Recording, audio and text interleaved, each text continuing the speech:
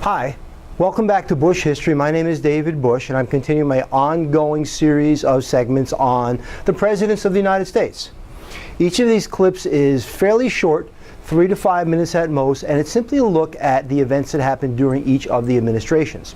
If you desire more intensive or more detailed explanations of the events, go to my website, www.buschistory.net, and on that website you will find not just a list of all the presidents, but a complete course in American history going topic by topic, so I invite you to take a look. Today, we're talking about James K. Polk. James K. Polk, the 11th President of the United States, sometimes known as Little Jackson. Now, in thinking about Polk, we have to understand the times that he's going to be president. He's going to be president in the 1840s, the latter part of the 1840s, where the fervor for expansion is strong. Texas wants to come into the United States. The previous administrations have tried not to allow Texas into the United States because of the thought of bringing in all of those slaves and then changing the balance of power in Congress. James K. Polk makes a promise that he will be a one-term president. Let's take a look at what happens. So, President James K. Polk, his vice president was George Mifflin. He is number 11.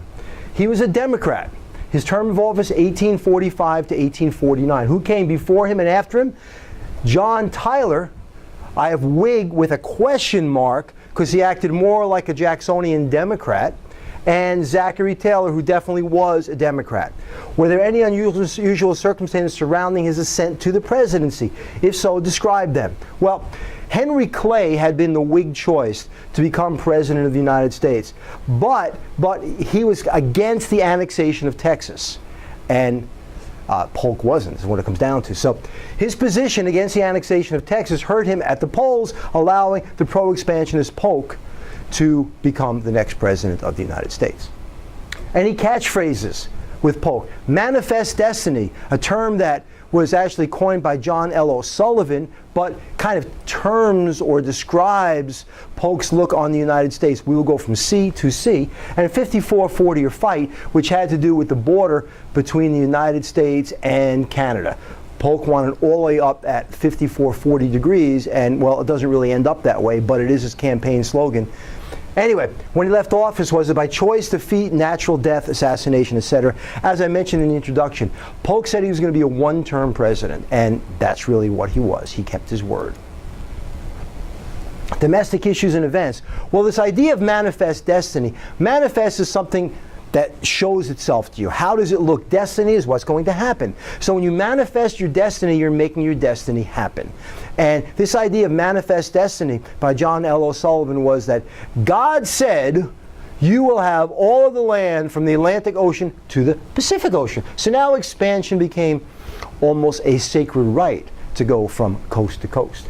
In 1846, we have the Independent Treasury Act, which was an attempt to make up for the banking disasters that have been going on for the last 20 years, allowing small independent treasuries to set up across the country. And in 1848, we have the first Women's Rights Convention, as with Lucretia Mott and Elizabeth Cady Stanton, and Seneca Falls is in upstate New York.